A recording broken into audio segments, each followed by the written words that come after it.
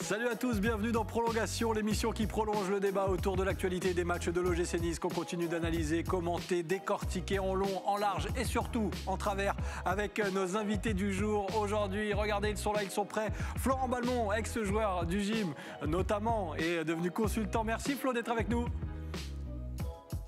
Merci à vous. C'est un plaisir de t'accueillir sur ce plateau, même virtuellement, avec Alric, titulaire indiscutable de cette équipe. Comment ça va Alric ? Salut Seb, salut à tous. Écoute, ça va bien, ça va même très bien, ouais. Bon, tout va bien. Alors, on va pouvoir parler du gym avec Olivier qui fait lui sa première supporter de l'OGC Nice. Salut Olivier, bienvenue. Salut Seb, merci, bienvenue et bienvenue non. Ravi d'être avec vous et de partager ce moment avec vous. On va parler du gym et regardez le sommaire parce qu'on va revenir bien sûr sur ce match au Parc des Princes et cette courte défaite de l'OGC Nice, battue mais rassurée. On se pose la question, oui, l'OGC Nice a montré certaines choses, ça faisait longtemps qu'on n'avait pas vu une mi-temps aboutie, on y reviendra largement dans cette émission. Et puis dans la deuxième partie, on va malheureusement parler maintien parce que oui, le calendrier est chargé et surtout les équipes derrière l'OGC Nice se sont imposées. Ça va être juste jusqu'au bout. On se posera aussi la question, l'OGC Nice joue-t-il le maintien encore aujourd'hui ? On l'évoquera avec nos invités. On va donc démarrer avec ce match au Parc des Princes et cette défaite de l'OGC Nice, 2-1. On s'attendait au pire avant la rencontre parce que l'OGC Nice était encore malade. Alors l'OGC Nice n'est toujours pas guéri, mais on a vu du mieux, on a vu des choses. Florent Balmont, cet OGC Nice, c'est jamais facile de se déplacer au Parc des Princes, surtout quand on est malade comme l'OGC Nice. Et finalement, on a été agréablement surpris. Malgré la défaite, j'imagine que tu partages aussi cet avis. On a vu des bonnes choses, ça faisait longtemps en tout cas. Oui, moi j'ai vu déjà un très bon match et j'ai vu une très belle équipe de Nice. Elle m'a surprise. C'est sûr que la première mi-temps où ils ont montré certaines choses. Même je pense qu'ils ont été un peu timorés, mais la deuxième a été vraiment aboutie. Et pour moi, ils méritent largement de prendre minimum un point, voire il y aurait eu un peu plus de réalisme de l'emporter. Donc c'est sûr qu'après, dans les grandes équipes, ils ont été un peu perturbés. Ils n'ont pas eu énormément d'occasions, mais ils en mettent une au fond et ils l'emportent. Mais il y a quand même des très bonnes choses sur ce match du côté de Nice. Ouais, on va essayer de s'appuyer là-dessus aussi et nous de tirer des motifs de satisfaction et d'espoir. On va découper ce match en deux finalement, les garçons. Je me tourne peut-être vers Olivier. Une première mi-temps où l'OGC Nice a un peu trop respecté peut-être son adversaire, l'a un peu trop regardé, malgré un Paris Saint-Germain pas forcément dans un grand rythme non plus. Ouais, c'est tout à fait ça. Je pense que première mi-temps, on a un peu trop respecté cette équipe. Alors, je ne sais pas si c'est par peur de retour de bâton, mais on n'a pas mis beaucoup d'intensité. On a été solide défensivement. La différence s'est faite sur une non-occasion pour moi, parce que c'était une perte de ballon au milieu de terrain. On a été solide défensivement, mais on a eu trop de carences offensives en première mi-temps. On les a peut-être trop respectées pour pouvoir voir mieux en première mi-temps. Ouais. Alric, tu confirmes, on le découpe en deux ce match avec un OGC Nice encore une fois un peu timide en première période et enfin un OGC Nice avec plus d'idées, plus d'envie en deuxième mi-temps. Oui, je le découpe en deux parce que, comme l'a dit Olivier tout à l'heure, oui, on avait un OGC Nice qui était lacunaire offensivement en première mi-temps et surtout qui a trop, peut-être par retour de bâton, qui a trop regardé le PSG jouer et le PSG marque sur une erreur majeure, ce qui me fait dire qu'on manque encore d'expérience sur des gros matchs comme ça. En seconde mi-temps, en ayant peut-être le sentiment de n'avoir strictement rien à perdre, l'OGC Nice s'est lâché, l'OGC Nice a été entreprenant et a montré qu'il y avait des qualités dans cette équipe malgré la jeunesse. Et je pense qu'un Paris Saint-Germain qui avait certainement peut-être déjà la tête à Barcelone et qui a été surpris par ce retour des vestiaires avec un autre visage de Nice, a eu du mal. Et on n'a pas su capitaliser pour avoir les 3 points. Et le match nul aurait été un peu plus logique, je pense, sur cette seconde mi-temps. Oui. Je me tourne vers Florent Balmont. C'est vrai que tu en as joué des matchs au Parc, notamment depuis que le Paris Saint-Germain était passé sous l'ère Qatari. On ne sait jamais trop comment y aller. Est-ce qu'on y va alors en victime? Peut-être pas, parce que quand on rentre sur un terrain, c'est toujours pour donner le meilleur et essayer de l'emporter. Mais c'est toujours compliqué d'aller au Parc, surtout dans la situation de l'OGC Nice en ce moment. C'est exactement ça. C'est sûr que bon, c'est pas n'importe où. C'est Paris, ça reste une grande équipe. Donc quand on est bien au classement et quand on est une bonne spirale, on peut attaquer le match sereinement. mais où était Nice actuellement, où ils étaient dans une période un peu de doute. Automatiquement, la première mi-temps, je ne suis pas surpris de leur première mi-temps, où ils sont un peu timorés, ils ne savent pas trop à quoi s'attendre, mais défensivement, ils ont quand même été solides. Et en deuxième mi-temps, c'est plus ils se sont rendus compte qu'il y avait quelque chose à faire, que Paris était peut-être moins bien sur ce match-là. Et on les a sentis en deuxième mi-temps se lâcher complètement et prendre la confiance. C'est plus à ce niveau-là. On va regarder la composition alignée par Adrien Urcea avec, il semblerait, un système qui se dégage et des joueurs qui s'installent. Olivier, on trouve ce système et on se dit que Urcea a ses hommes à des postes, je pense notamment à Boudaoui qui s'impose en numéro 6. Ce système, c'était le bon, encore une fois, pour aller défier le Paris Saint-Germain ? Ce système est le bon parce que je pense qu'on est sur la lignée du match d'Angers et même de Nîmes en Coupe de France, parce que je pense qu'il a utilisé, même sans ne pas avoir vu le match, je pense qu'il a utilisé le même système.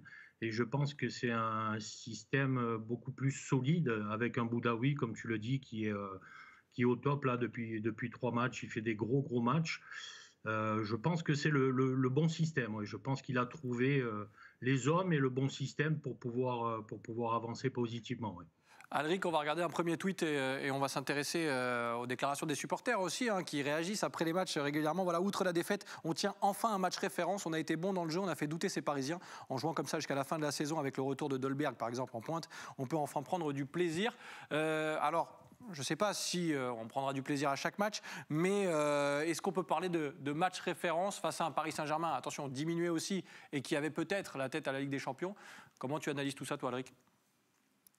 Alors, un match référence, non, parce qu'on a joué une mi-temps sur 2. On peut parler d'une mi-temps référence face à une grosse équipe, ça oui. Maintenant, le match référence, c'est celui de la semaine dernière contre Angers, 3-0, net sans bavure, où on a été complet de la première minute à la dernière. Là, contre Paris, on a quand même manqué 45 minutes et on a fait des erreurs sur lesquelles on a été puni. Je pense à ce premier but qui vient d'une perte de balle au milieu de terrain, un marquage qui est lâché par Gouiri malheureusement et qui laisse un peu trop de liberté à celui qui centre, et puis bon, après un peu de manque de chance qui amène le but de Draxler. Après, le deuxième but, c'est aussi, je pense, encore une erreur, parce que Benitez, qui fait 1m90, 90 kg, il doit faire le ménage dans sa surface de réparation, et il ne sort pas sur le premier centre en sachant pertinemment que de toute façon, s'il gardait le ballon, il y aura une remise en retrait. Et voilà, c'est un petit ensemble d'erreurs qui fait qu'on perd contre une équipe de Paris qui avait, je le répète, je pense, très certainement son match contre Barcelone en tête et qui a su profiter des petites erreurs qu'on a faites. Donc un match référence, non. Une mi-temps référence contre une grosse équipe, oui, certainement. Florent Balmont, on va lire la déclaration aussi de Ronny Lopez, qui après le match était frustré comme grand nombre de joueurs et de supporters. Voilà, on a manqué d'efficacité, on s'est créé des occasions, mais en face, ils ont besoin que d'une. Pour marquer, c'est frustrant, on fait des bonnes performances, il faut continuer comme ça. Alors, j'aime pas trop l'expression, je sais que les consultants, les journalistes, on l'utilise beaucoup, mais il y a des défaites encourageantes. Est-ce que cette défaite, le GC Nice va pouvoir s'en servir, Flo ? Oui, alors je trouve que c'est un peu difficile, un peu sévère là, pour l'équipe de Nice de ne pas parler d'un match référence contre... Parce que moi, j'ai vu le match du début à la fin. Et pour moi, c'est dans la situation où ils sont, c'est un match référence. De venir à Paris, même s'ils ont peut-être la tête à Paris, ça reste une grosse équipe. Et je trouve que peut-être d'avoir fait une ou deux erreurs, mais dans l'ensemble, je trouve que de derrière, ça a essayé de repartir de derrière, ça a essayé de jouer. Et en deuxième mi-temps, ils ont quand même inquiété Paris Saint-Germain. C'est pas n'importe qui. Donc, pour moi, je pense que l'entraîneur va se servir de ça pour que ça soit un match référence à l'extérieur. C'est pas contre une équipe qui joue le maintien. C'est le top du championnat. Donc, pour moi, ils vont sûrement s'appuyer sur ce match-là. Flo, je te garde encore quelques secondes là-dessus avec un tweet qui a été envoyé aussi par un supporter après le match, parce que tu parlais de la défense, de bien repartir de derrière. Voilà, du plaisir, de l'excitation. Enfin, si la première mi-temps était un peu mièvre, les bases étaient posées. En deuxième mi-temps, on a vu du jeu et des joueurs qui prennent confiance. Claude Maurice, on pense à Ronny Lopez aussi. Que dire de la charnière? Top. Tu as joué au milieu de terrain, Flo. C'est vrai que cette charnière, même jeune, elle dégage une certaine sérénité. Quand on est milieu de terrain, on parlait tout à l'heure de Boudaoui, Claude Maurice aussi a fait un bien meilleur match. D'être rassuré par une charnière centrale, ça change tout? Ça change tout. Et puis c'est vrai que le gros problème de Nice, à un moment donné, ça a été la blessure de Dante. On le dit souvent, moi j'ai pu commenter les matchs de Nice en Coupe d'Europe et à partir où la pluie était là derrière, ça a été, je ne vais pas être trop méchant, mais ça a été très compliqué. Et à partir de là, ils ont perdu de repères, ils ont perdu la confiance et ça s'est dégradé par la suite. Donc je trouve que cette charnière est intéressante parce que je les trouve assez sereins. Il y a assez de technique derrière. Alors je pense qu'ils peuvent aussi prendre encore plus de confiance, mais il y a des signes encourageants. Ils ont pu repartir contre des attaquants quand même de grande classe devant. Donc je les ai trouvés quand même assez solides. Donc je pense que c'est important de Nice. C'est ce qu'a fait, à mon avis, je ne les ai pas suivis tout le temps, mais ça a été un peu le problème depuis le début de la saison, c'est la charnière centrale en l'absence de Dante où il y a des difficultés. Donc non, moi je l'ai bien aimé cette défense centrale ce week-end. Olivier, tu confirmes aussi, on aime voir cette sérénité, ça repart proprement, en prenant moins de risques en tout cas. Il y a de la qualité technique aussi, ça en impose physiquement. Pelmar, s'est mis au niveau aussi parce qu'il avait fort à faire avec Kurzawa et Mbappé de son côté. Olivier, ça t'a plu toi déjà cette défense ? La défense me plaît depuis qu'elle est là, hein, depuis qu'on a la doublette Todibo-Saliba. On est passé dans une autre catégorie. Hein.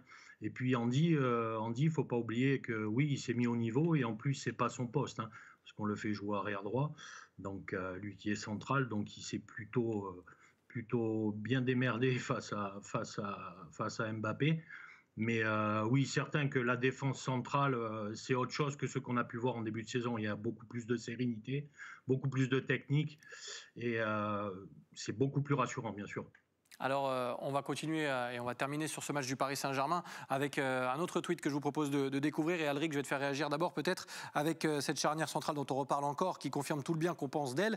D'autres se sont affirmés à leur vrai niveau. Claude Maurice, Boudaoui ou Ronny Lopez a un gros regret dans un match de cette intensité contre cet adversaire. Urcea aurait dû injecter du sang neuf. Alors, il y a eu beaucoup de critiques sur Adrien Urcea et ses non-changements finalement. Alric, pour toi, alors c'est vrai qu'on est dans une semaine, dans des semaines où les matchs s'enchaînent tous les 3 jours. De ne pas avoir de changement sur un match comme celui-ci, ça t'a choqué ?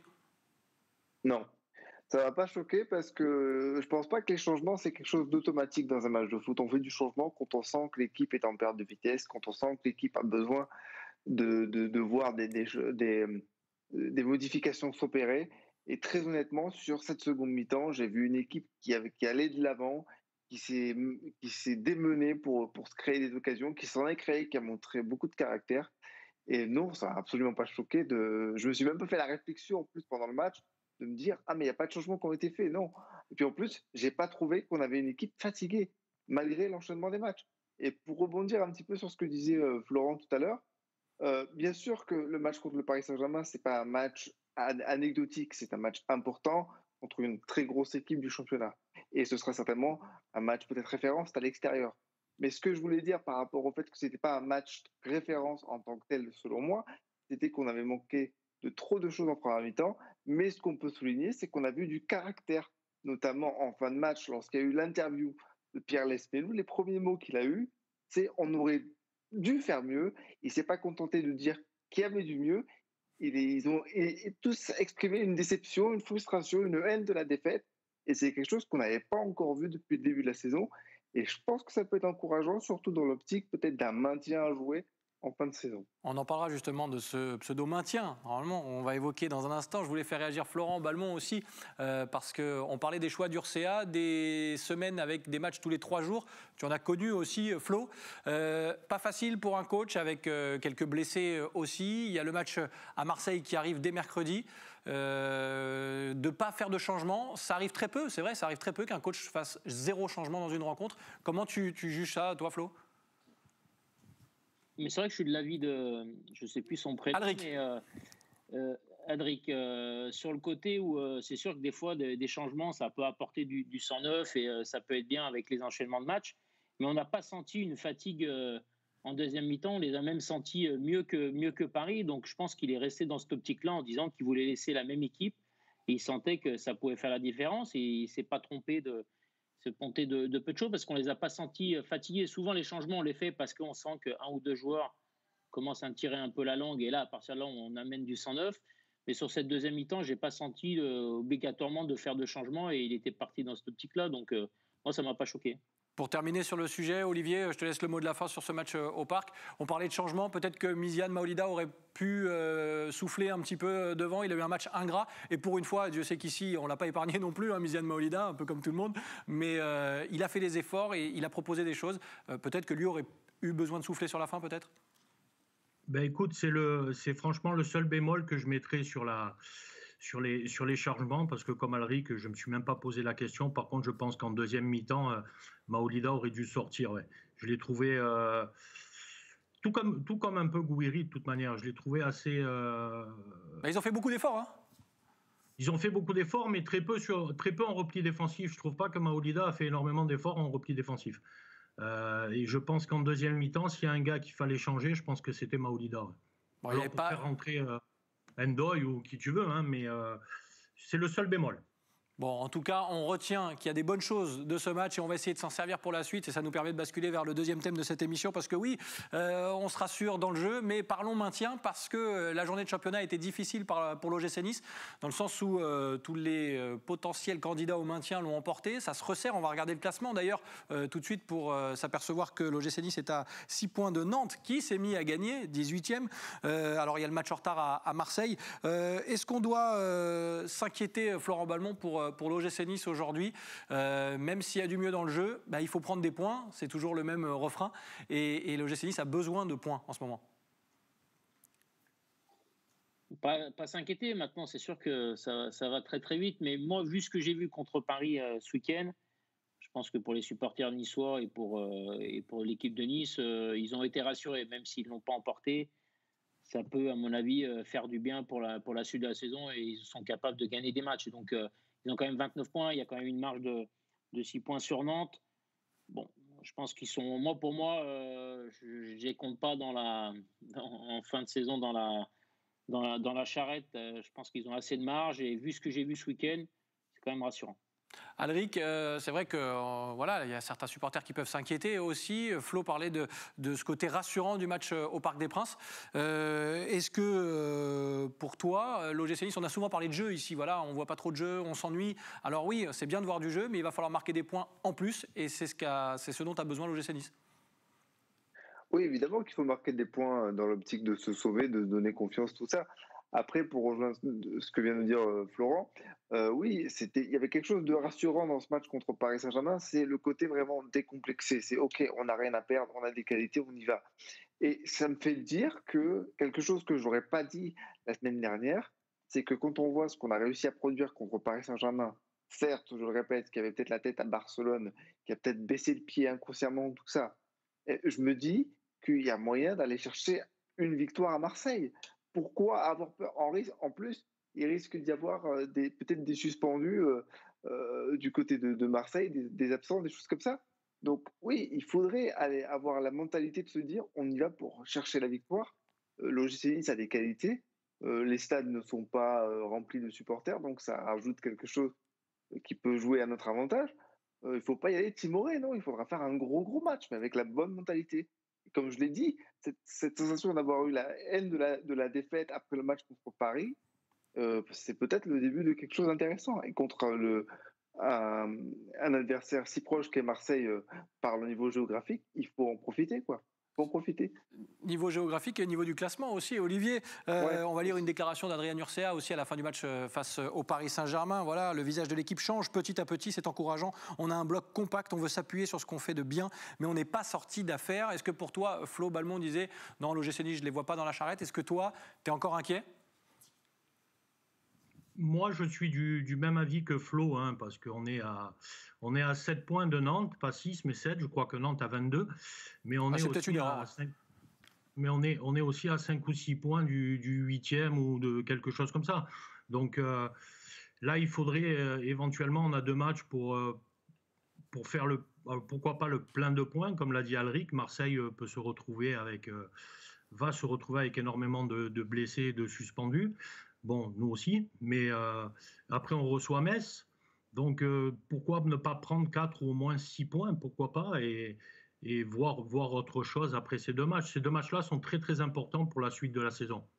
Alors, Florent Balmont, on va parler de Marseille. Forcément, c'est le prochain match qui arrive pour l'OGC Nice. Et on va regarder d'ailleurs deux, trois chiffres pour se concentrer sur l'OM qui arrive et ce déplacement, ce match en retard. 7, l'Olympique de Marseille reste sur 7 matchs sans victoire en Ligue 1. Et puis, l'OGC Nice ne s'est plus imposé depuis 2015 sur un but de Valère Germain, au stade Vélodrome. Marseille en difficulté, Marseille malade aussi, qui a vu son coach partir. En tout cas, c'est une situation assez instable du côté de la Canebière. Comment aborder ce match? Deux équipes malades qui ont besoin de points de toute façon. Toujours particulier ce derby de la Méditerranée, on va dire.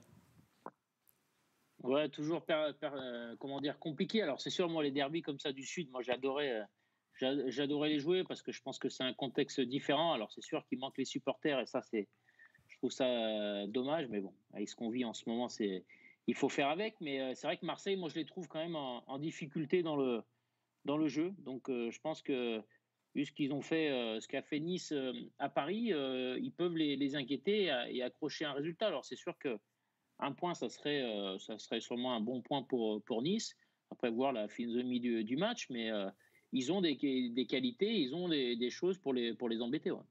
Alric, cet adversaire marseillais, on a vu les chiffres, ils sont mal en point aussi, l'OM. On connaît l'OGC Nice qui a une fâcheuse tendance à relancer les morts-vivants. On espère que ça se passera différemment, évidemment, mercredi. De toute façon, sur les deux stats que tu as donné, qu'on a donné dans l'émission, et les deux séries qui sont en cours, il y en a forcément une qui risque de s'arrêter. On espère justement qu'on va pouvoir renouveler la victoire à Marseille. Après, oui, on a cette fâcheuse tendance à relancer les morts-vivants.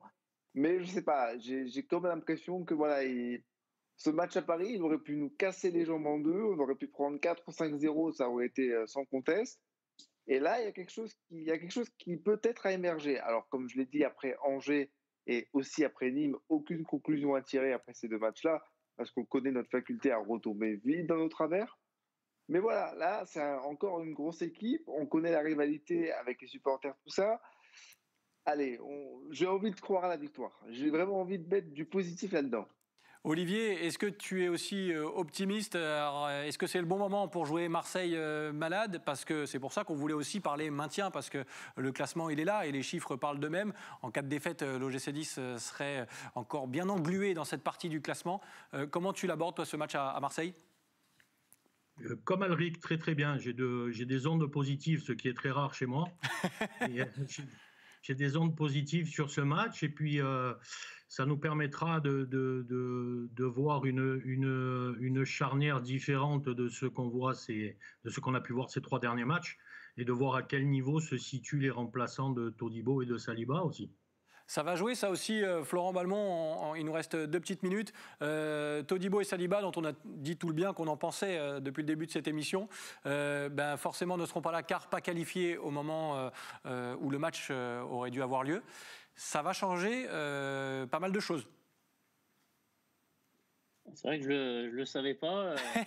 Là, pour moi, ça peut changer des choses parce que le mal de Nice cette année a été la défense centrale. À partir où Dante s'est blessé, Nice parce que le recrutement pour moi était très cohérent, et fait un très bon recrutement, et quand il y a eu l'absence de Dante, ils ont chuté en défense. Donc c'est sûr que là, l'absence peut être un point négatif pour ce match-là. Ouais. Mais il faut que tout le monde soit concerné. Ça fait partie des joueurs auxquels on fait un peu moins appel parfois aussi. C'est là où on sent si le groupe est soudé. Ah oui, ça c'est, on le dit, dans une saison, il n'y a pas que 11 titulaires, c'est un groupe, et ceux qui vont jouer ce week-end auront envie de montrer aussi à l'entraîneur qu'ils peuvent être présents, et ça sera important pour eux et pour cette fin de saison d'obtenir le maintien le plus rapidement possible. Eh oui, ce maintien qu'on a envie d'obtenir très rapidement du côté de l'OGC Nice, parce que je le disais tout à l'heure, un mauvais résultat à Marseille pourrait aussi faire mal aux têtes. Alric, ce sera différent avec une charnière centrale, peut-être avec Nsoki, Bambou, Dani Luch. Il y a des solutions tout de même, mais c'est vrai qu'elles ont offert peut-être un peu moins de garantie au coach niçois. Oui, elles ont offert un peu moins de garantie. Après, on ne part pas non plus avec des joueurs totalement inconnus. C'est des joueurs qui ont joué au début de la saison.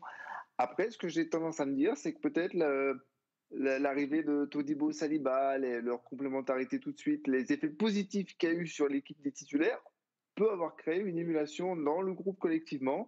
Et puis les récents événements avec la grosse blessure de JRA, la blessure en début de saison de Nantais.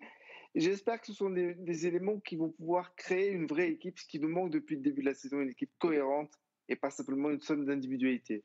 On croise les doigts pour ce match à Marseille. Messieurs, je vous remercie tous les trois d'avoir participé à cette émission. Florent Balmont, alors on a suivi les péripéties dans le milieu du foot et des médias. Si jamais il y a une petite place de consultant chez nous, il n'y a pas de problème, hein, Flo. C'est gentil, c'est sympa. Moi, c'est toujours un plaisir d'être dans le Sud. Quand je venais avec Mediapro commenter les matchs de Nice, toujours bien reçu. Et ça, j'apprécie. Pour moi, c'est 4 saisons à Nice, ça a été fantastique. J'ai un pied-à-terre là-bas. Et pour moi, je suis lyonnais, mais je suis pour nous aussi un côté. Donc, c'est gentil. Et c'est vrai que les supporters aussi gardent une très bonne image. Donc merci Flo, je suis sûr que ça a fait plaisir à beaucoup de monde aussi de t'entendre parler de l'OGC Nice. On te souhaite encore une belle et longue route. Merci beaucoup Florent. Merci à vous. Merci Florent. Merci Alric. À la semaine prochaine, tu seras là ? Merci à toi, à la semaine prochaine. Oui, toujours. Au top. Et Olivier, bravo pour cette première. C'était un plaisir de partager ce moment avec toi aussi. Ouais, pareillement, merci Seb. Et puis il fallait que je sois bon parce que j'étais entouré de guest stars là. Donc il fallait que je sois bon. C'est bon, il n'y a que des titulaires indiscutables aujourd'hui. Merci beaucoup, merci de nous avoir suivis. Si vous voulez participer à l'émission, nous écrire le compte Twitter de Prolongation, l'adresse va s'afficher. Vous n'hésitez pas, vous réagissez. Et peut-être que vous serez là lundi connecté pour parler de ce match de Marseille, mais de Metz aussi. On continue de parler de l'OGC Nice sur les antennes d'Azur TV. Je vous souhaite un très bon moment et on se donne rendez-vous très vite. Bye bye.